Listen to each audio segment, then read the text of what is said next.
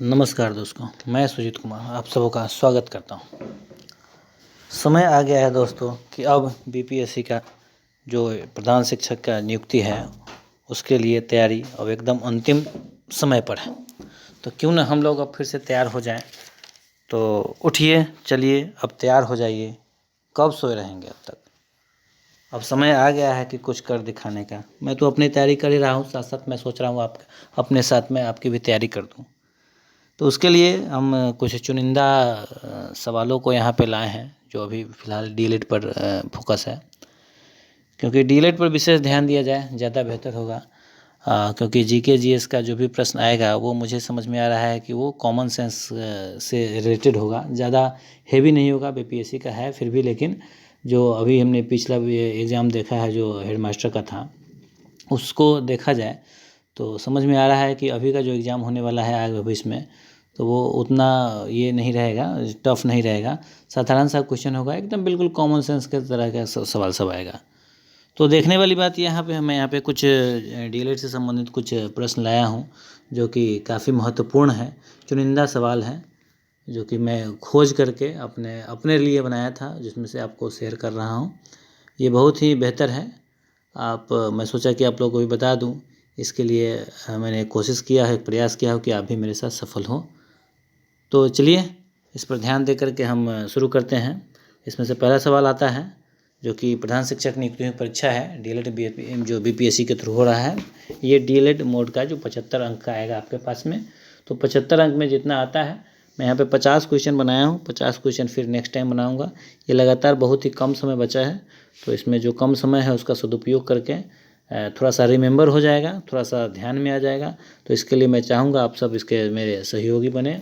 आप मुझे सहयोग करें, मैं आपको सहयोग करूँगा। निश्चित रूप से हम सभी मिलकर के एक सफल होने का प्रयास करेंगे। तो चलिए कोशिश करते हैं। सबसे पहला सवाल आता है आपके लिए कि छात्रों में सही व्यवहार के प्रशिक्षण हेतु सर्वाधिक महत्वपूर्ण क्या है? ये पहला सवाल है। तो इसका सबसे महत्वपूर्ण प्रशिक्षण हेतु क्या है जो छात्र में? तो इसका आंसर जाता है सही व्यवहार। जी हाँ, सही व्यवहार जो होगा वही छात्रों में व्यवहार के प्रशिक्षण हेतु सर्वाधिक महत्वपूर्ण है।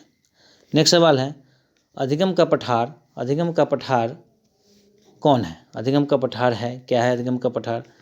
तो अधिगम का में दोष है, अधिगम में दोष है। एक मैं इसको थोड़ा सा मैं ये कर दूँ, ज़्यादा बड़ा दिखेगा। हाँ चलिए, दूसरा सवाल है अधिगम का पठार है, अधिगम में दोष, अधिगम की समाप्ति, अधिगम में अवरोध और अधिगम में अवरोध वर्धन। तो आप सब इसका अंदाज़ा लगाएं कि अधिगम का पठार यानी कि अधिगम बिल्कुल नहीं सीख सकता है, तो उसके लिए अधिगम का पठार कौन है? तो इसका आंसर होगा अधिगम में अवरोध वर्धन। ठीक है। नेक्स्ट सवाल, संभाषण में अर्थ की लघुत्तम इकाई कौन है? संभाषण में अर्थ की लघुत्तम सबसे छोटी इकाई कौन है? तो ऑप्शन है पद, ध्वनिग्राम, रूपग्राम, शब्द। तो इसका उत्तर जाएगा रूपग्राम। चलिए नेक्स्ट सवाल, हम करके सीखते हैं। ये बहुत ही महत्वपूर्ण है, हम करके सीखते हैं किसने कहा था?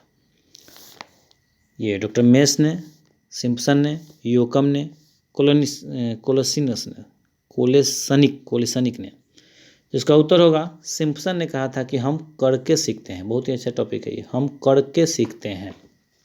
चलिए नेक्स्ट है पांचवा सवाल, कौन सृजनात्मक प्रक्रिया से संबंधित नहीं है?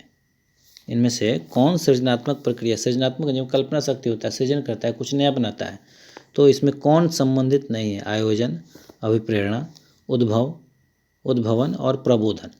तो इसमें संबंधित नहीं है। तो मेरे समझ से तो आयोजन एक बिल्कुल सृजनात्मक का एक बहुत बड़ा रूप है, एक मेन एक क्या कह सकते हैं, आयोजन एक प्रकार का प्रक्रिया है। उद्भवन भी है, प्रबोधन भी है, लेकिन अभिप्रेरणा ये नहीं है, बिल्कुल नहीं है। अभिप्रेरणा होगा। नेक्स्ट सवाल छठा है, प्रयास एवं त्रुटि। ये बड़ा महत्वपूर्ण है। प्रयास एवं त्रुटि में सबसे महत्वपूर्ण क्या है? लक्ष्य, अभ्यास, प्रेरणा, वाद विवाद। तो इसका उत्तर जाएगा लक्ष्य। ये सबसे प्रयास एवं त्रुटि में सबसे महत्वपूर्ण है लक्ष्य। लक्ष्य की प्राप्ति होगा तभी वो प्रयास करेगा तो निश्चित रूप से त्रुटि भी होगा, लेकिन सीखेगा तो जरूर। चलिए अगले सवाल की तरफ बढ़ते हैं। प्रगतिशील कक्षा क्या है? सातवां सवाल है प्रगतिशील कक्षा क्या है? ऑप्शन देखेंगे। विद्यार्थी निष्क्रिय रूप से ज्ञान अर्जित करते हैं, बहुत अच्छी बात है। दूसरा है शिक्षक के निर्देशों के अनुसार विद्यार्थी के द्वारा ज्ञान अर्जित किया जाता है, ये भी समझ में आ रहा है। विद्यार्थी के द्वारा, सी नंबर, विद्यार्थी के द्वारा ज्ञान की संरचना की जाती है। और डी नंबर, विद्यार्थी के द्वारा उसी ज्ञान को केवल दोहराया जाता है। देखिए केवल आ रहा है तो वो संभव नहीं है सवाल का कि केवल उसी को दोहराया जाता है, ऐसा संभव नहीं है। कि प्रगतिशील कक्षा क्या है, जो अब हम कक्षा कराते हैं, पढ़ाते हैं, लिखाते हैं, बच्चों को समझाते हैं, तो उसमें सबसे महत्वपूर्ण क्या है, तो विद्यार्थी के द्वारा ज्ञान की संरचना की जाती है। विद्यार्थी जो है अपने ज्ञान को लेता है, अपने अंदर उसको आत्मसात करता है, तो ये प्रगतिशील कक्षा है। चलिए नेक्स्ट सवाल 8वां, सूझ या अंतर्दृष्टि के सिद्धांत का प्रतिपादन किसने किया था? तो ऑप्शन है थॉर्नडाइक, स्किनर, हेगार्टी और गेस्टाल्टवादी मनोवैज्ञानिक। जी हाँ, तो इसका उत्तर यही आएगा, गेस्टाल्टवादी मनोवैज्ञानिक। नेक्स्ट क्वेश्चन है 9वां नंबर, कौन सी शिक्षा मनोविज्ञान की सर्वाधिक व्यक्तिनिष्ठ विधि है? कौन सी शिक्षा मनोविज्ञान की सर्वाधिक व्यक्तिनिष्ठ विधि है? ऑप्शन है अंतर्दर्शन, बहिर्दर्शन, अवलोकन, प्रयोगीकरण। तो इसका उत्तर जाता है अंतर्दर्शन की तरफ। अंतर्दर्शन जो है वो मनोविज्ञान की सर्वाधिक वस्तुनिष्ठ विधि है। नेक्स्ट 10वां सवाल, पियाजे के अनुसार संज्ञानात्मक विकास की द्वितीय अवस्था क्या है? जो पियाजे ने बताया था अपना, उसमें द्वितीय अवस्था क्या है? ऑप्शन है ज्ञानेंद्रिय अवस्था, औपचारिक संक्रिया की अवस्था, पूर्व संक्रिया की अवस्था, मूर्त संक्रिया की अवस्था। तो आप पियाजे को पढ़ेंगे तो उसमें समझ में आएगा कि इसमें पूर्व संक्रिया की अवस्था जो है ये इसकी द्वितीय अवस्था है। अगला 11वां नंबर सवाल, कक्षा 8 के बच्चे किस अवस्था में होते हैं? समझिए, कक्षा 8 के बच्चे हैं, किस अवस्था में होंगे? प्रौढ़ावस्था में होंगे क्या, बाल्यावस्था में होंगे, किशोरावस्था में होंगे, या वयस्क अवस्था में होंगे? ये बहुत ही आसान सवाल है फिर भी, लेकिन सवाल तो सवाल है, क्योंकि बीपीएससी ऐसा नहीं कि बहुत ज़्यादा हार्ड ही पूछती है, वो नॉर्मल सवाल भी डालती है, मैंने भी देखा है ऐसे। तो इसका आंसर निश्चित रूप से आप समझ गए होंगे, ये किशोरावस्था है इसका आंसर, कक्षा 8 के बच्चे। अगला सवाल, किसी कार्य को करते समय बच्चे स्वयं आनंद का अनुभव करते हैं, यह क्या है? ये बच्चे स्वयं का आनंद का अनुभव करते हैं वो क्या है? तो उपभोक्ता का प्रकार का कार्य है, ड्रिल और अभ्यास का कार्य है, निर्माणात्मक प्रकार है, या समस्यात्मक कार्य है? तो निश्चित रूप से इसका आंसर होगा उपभोक्ता प्रकार का कार्य है। ठीक है। अगला सवाल, प्रतिपालन अधिगम का विशिष्ट चरण क्या है? आत्मनिर्भरता, अधिग्रहण, अभिप्रेरण या सामान्यीकरण? तो इसका उत्तर निश्चित रूप से हो जाएगा सामान्यीकरण। ये आ गया आपका 13 सवाल। अब आते हैं 14वें नंबर सवाल पर, इसको हम थोड़ा जूम कर देते हैं। 14 नंबर सवाल पर ज़रा आपको दिखाई देगा, मैंने इसको स्कैन किया है। चलिए 14 नंबर सवाल थोड़ा सा कटा हुआ है, लेकिन समझ में आ जाएगा कि समावेशी शिक्षा किस सिद्धांत पर आधारित है? समता के समान अवसर, सामाजिक संतुलन, विश्व बंधुत्व, वैश्वीकरण। तो इसका उत्तर हो जाएगा, जैसे समावेशी शिक्षा के यानी उसमें समता जरूर आ जाएगा, समता एवं समान अवसर निश्चित रूप से आएगा। इसका आंसर बहुत ही आसान है। 15 नंबर सवाल, किस महीने के बच्चे छोटे छोटे वाक्य बोलना शुरू कर देता है? 12 से 18 महीने के बच्चे, 18 से 24 महीने के बच्चे, 24 से 30 या 30 से 32? तो इसका आंसर आएगा 18 से 24 महीने के जो बच्चे होंगे वो छोटे छोटे वाक्य बोलना शुरू कर देंगे। 16 नंबर सवाल, बुद्धि लब्धि की अवधारणा किसके दौरान प्रदान किया गया था, किसके द्वारा दिया गया था बुद्धि लब्धि की अवधारणा? तो बुद्धि लब्धि की अवधारणा जो है ये मैं आपको बता दूं कि ये विलियम स्टर्न के द्वारा दिया गया था। बुद्धि लब्धि की अवधारणा याद रखेंगे, बुद्धि लब्धि की अवधारणा विलियम स्टर्न के द्वारा दिया गया था। नेक्स्ट क्वेश्चन, एनसीएफ 2005 के अनुसार अधिगम अपने स्वभाव में क्या है? जो एनसीएफ 2005 आया था, नेशनल करिकुलम फ्रेमवर्क 2005, उसके अनुसार अधिगम अपने स्वभाव में क्या है? सक्रिय एवं सरल है, निष्क्रिय है, सक्रिय एवं सामाजिक है, या सामाजिक एवं निष्क्रिय है? तो इसका उत्तर हो जाएगा सक्रिय भी तो है और साथ साथ सामाजिक भी है। ये अधिगम के में अपने स्वभाव में है एनसीएफ 2005 के अनुसार। नेक्स्ट क्वेश्चन 18 नंबर, प्रत्यक्ष समायोजन का तरीका कौन सा है? दमक, प्रतिगमन, प्रक्षेपण, लक्ष्यों का प्रतिस्थापन? तो इसका उत्तर जाएगा आपको प्रक्षेपण, जो प्रत्यक्ष समायोजन का तरीका है, प्रक्षेपण। 19 नंबर सवाल, निम्न में से कौन सा प्रक्षेपण तकनीक न है? कौन सा इसमें तकनीक नहीं है? चित्र साहचर्य परीक्षण, शब्द साहचर्य, व्यक्तिगत अध्ययन या खेल? तो इसका जो प्रक्षेपण तकनीक नहीं है तो व्यक्तिगत अध्ययन ही उसका आंसर होना चाहिए, क्योंकि व्यक्तिगत अध्ययन से प्रक्षेपण तकनीक पर कुछ विशेष असर नहीं होने वाला है। 20वां नंबर सवाल, बालक के व्यक्तित्व को कौन अधिक प्रभावित करता है? अनुकरण अधिगम, प्रयत्न एवं त्रुटि अधिगम, अनुदेशात्मक अधिगम या अंतर्दृष्टि अधिगम? तो इसका उत्तर होगा जो बालक के व्यक्तित्व को प्रभावित कर रहा है तो इसका अनुकरण अधिगम, क्योंकि बालक सबसे ज़्यादा अनुकरण करता है, तो सबसे ज़्यादा अनुकरण करता है तो उसके व्यक्तित्व को प्रभावित भी करता है। 21 नंबर सवाल, लक्ष्य निर्देशित व्यवहार में बाधा आना क्या कहलाता है? जो आपने लक्ष्य किया है उसमें बाधा आना वो क्या कहलाता है? कुंठा, संवेग, अभिप्रेरणा या हार्मोन? तो इसमें इसका थोड़ा सा आंसर में थोड़ा सा हमें कन्फ्यूजन दिख रहा है कि क्या हो सकता है, कुंठा है, संवेग है, अभिप्रेरणा है या हार्मोन है। तो जब आदमी लक्ष्य निर्देशित कर लेगा तो उसमें अगर जो व्यवहार आया तो संवेग से तो जुड़ा हुआ नहीं है, अभिप्रेरणा भी नहीं हो सकता है, हार्मोन भी, तो मुझे लगता है कि इसका आंसर कुंठा ही होगा, निश्चित रूप से इसका आंसर कुंठा ही होगा। 22 नंबर, सीखने के गेसाल्ट सिद्धांत कौन से संबंधित हैं? पावलोव, कोहलर, फ्रायड या स्किनर? तो इसका उत्तर, ये आप गेसाल्ट सिद्धांत को पढ़ेंगे तो उसमें इसका उत्तर हो जाएगा कोहलर। ठीक है। नेक्स्ट क्वेश्चन, किसके द्वारा सामूहिक अचेतन संप्रत्यय का प्रतिपादन किया गया था? फ्रायड के द्वारा, स्किनर के द्वारा, कोहलर के द्वारा या युंग महोदय के द्वारा? तो इसका उत्तर हो जाएगा युंग महोदय, जिन्होंने अचेतन संप्रत्यय का प्रतिपादन किया था। अगला सवाल, मनोग्रसित बाध्यता विकृति कौन सी विकृति है? जो मनोग्रसित से बाधित है उसको कौन सी विकृति कहेंगे? चिंताग्रस्त विकृति है, समायोजन विकृति है, मनोविच्छेदी विकृति है, कार्य प्रारूप विधि है, विकृति है? तो इसका जो मनोग्रसित बाध्यता है वो चिंताग्रस्त, चिंता करने से ही मनोस्मृति पर कुछ असर पड़ता है, मस्तिष्क पर कुछ असर पड़ता है, तो चिंताग्रस्त विकृति होनी चाहिए इसका आंसर। 25वां नंबर सवाल, वाइगोत्स्की के अनुसार सीखने को पृथक नहीं किया जा सकता है, किससे? पुनर्बलन से, उनके सामाजिक संदर्भ से, अवबोधन और अवधानात्मक प्रक्रिया से, या चौथा है व्यवहार में मापने योग्य परिवर्तन से?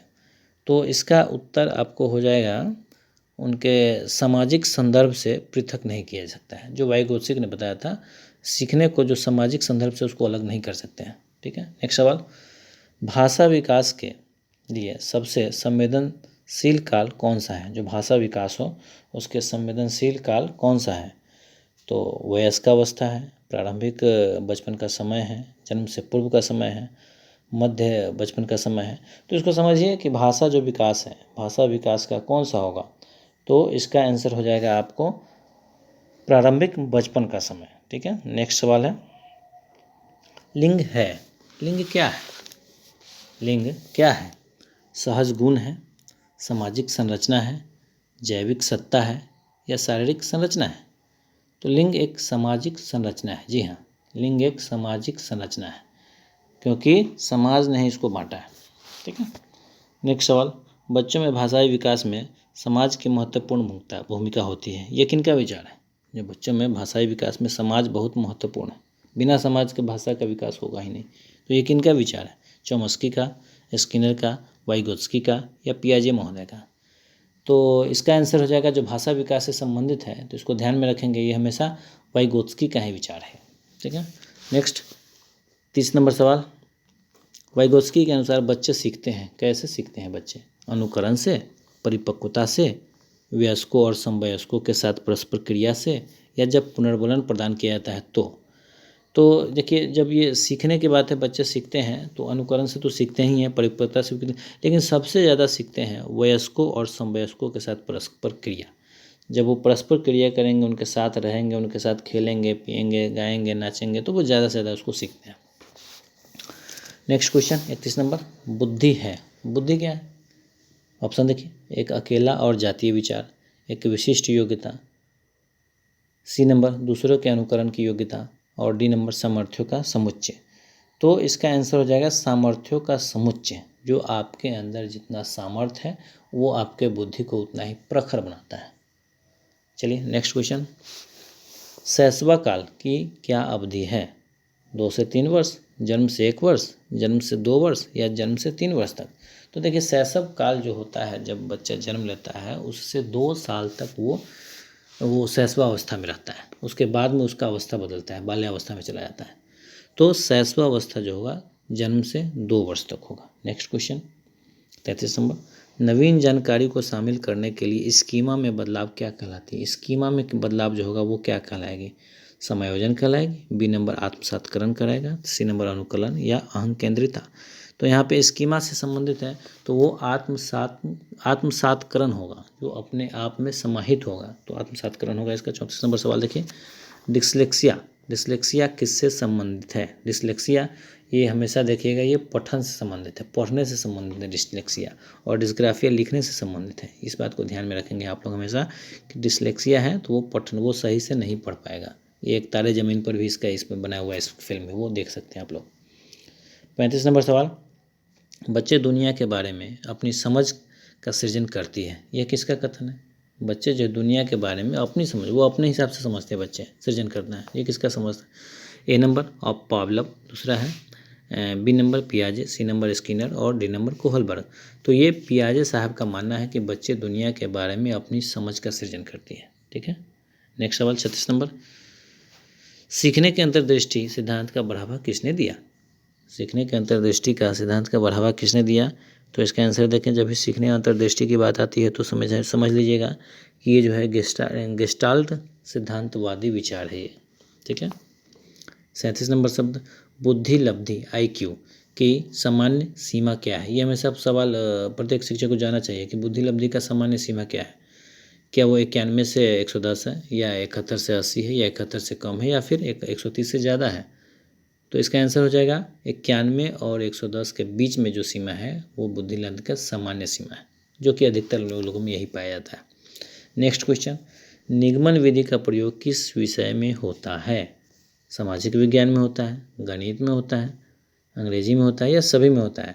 तो निगमन विधि हमेशा गणित की विषय है, और ये गणित में एक प्रयोग विधि है। आप गणित शिक्षण में जब पढ़ेंगे DLED में तो ये समझ में आएगा कि निगमन विधि जो है एक गणित का विषय है। नेक्स्ट 39 नंबर, निम्न में कौन सा निम्न में कौन सा आ गया भाई, हाँ, निम्न में कौन सा ठीक है, निम्न में कौन सा एक संवेग है? ए नंबर ध्यान है, उत्तेजना है, स्मृति है, या डर है? तो संवेग जो है एक प्रकार का डर है, ये सब ध्यान उत्तेजना स्मृति बिल्कुल नहीं है, बल्कि डर एक प्रकार का संवेदना है। ठीक है, ये नेक्स्ट क्वेश्चन, NCF 2005 ने अपनी समझ किससे प्राप्त की थी? बहुत इंपॉर्टेंट सवाल है, 2005 में अपनी समझ किससे प्राप्त की थी? तो इसका आंसर होगा रचनावाद से NCF 2005 की समझ प्राप्त की थी। 41 नंबर सवाल, प्रश्नोत्तर विधि का जनक कौन थे? किसे माना जाता है प्रश्नोत्तर विधि का जनक? जी हाँ, तो प्रश्नोत्तर विधि का जनक या सुकरात से माना जाता है, फ्रोबेल से, मोंटेसरी से, कार्डवेल कुक से। तो ये सुकरात जो महोदय थे उन्होंने प्रश्नोत्तर विधि का जनक शुरुआत किए थे, तो इसलिए उनको जनक माना था सुकरात विधि। अगला सवाल 42 नंबर, BCF 2008 के अनुसार शिक्षा होनी चाहिए, क्या होनी चाहिए? ए नंबर अच्छे अंक दिलाने वाली, बी नंबर शिक्षा द्वारा सब कुछ रटवाना, सी नंबर बच्चे द्वारा ज्ञान की रचना, या सभी? तो बच्चे सब पर डिपेंड है, तो शिक्षा से संबंधित बच्चे, तो ज्ञान इससे नहीं होगा, बल्कि बच्चे द्वारा ज्ञान की रचना जो होगा ये इसका सही उत्तर होगा। अब आता है नेक्स्ट क्वेश्चन 43 नंबर, इसको समझेंगे कि मौखिक संवाद जो बच्चे अपने आप से करते हैं उन्हें लेववादगोसी क्या कहते हैं? ए नंबर भ्रांत वार्ता, बी नंबर समस्यात्मक वार्ता, सी नंबर अहं केंद्रित वार्ता, ये चौथा है व्यक्तिगत वार्ता है। तो ये वैगोसिक महोदय का कहना है इसमें ये व्यक्तिगत वार्ता है, जो बच्चे जो है अपने आप से बात करते हैं, अपने आप से संवाद करते हैं, ये बच्चे की व्यक्तिगत वार्ता होती है, ये किसी समाज से या किसी दूसरे पुरुष या महिला से संबंधित नहीं होता है। नेक्स्ट है 44 नंबर सवाल, वह अवधि जो वयस्कता के संक्रमण की पहल करती है उसे क्या कहते हैं? जो वयस्कता के संक्रमण की पहले आप समझ गए होंगे, बिल्कुल आप समझ गए हैं, ये एक किशोरावस्था है जो वयस्कता की पहल करती है, ये किशोरावस्था है। 45 नंबर सवाल, शिक्षा का अधिकार अधिनियम 2009 किसके अनुसार है? पृथक्करण, एकीकृत शिक्षण, समावेशी शिक्षा, इनमें से सभी। तो 2009 की जब बात करेंगे शिक्षा का अधिकार अधिनियम, तो ये समावेशी शिक्षा से संबंधित है, इस बात को ध्यान में रखेंगे। चलेगा नेक्स्ट क्वेश्चन 46 नंबर। एक बच्चे में सृजनात्मक विकास कब प्रारंभ होता है? सृजनात्मक विकास जो होता है बच्चे में, बिल्कुल वो जो है जब सृजनात्मक जन्म से प्रभावित होता है, किशोरावस्था से, बचपन से, या आपका वयस्कावस्था से। तो सृजनात्मक विकास बिल्कुल निश्चित रूप से वो जन्म से ही प्रभावित होगा, प्रारंभ होगा। 47 नंबर सवाल। मनोभाव विकसित होता है कब से? शैशव काल से, बचपन से, प्रौढ़ता से, या किशोरावस्था से? तो मनोभाव, मन का भाव तो है, तो निश्चित रूप से वो शैशव काल से ही विकसित हो जाता है। जब बच्चा जन्म लेता है उसके बाद से जो उसका मनोभाव स्टार्ट रहता है, वो शुरुआत हो जाता है उसका। 47 नंबर। संतुलन का समत्व चेतना किस में स्थिर होता है? संतुलन का समत्व चेतना किस तरह से होता है? कान में, नाक में, मस्तिष्क में, आँख में, कहाँ पे होता है भाई? तो ये होगा कान में। कान में जो संतुलन, कान से वो संतुलन अपने आप को बैलेंस करता है वो। 49 नंबर सवाल।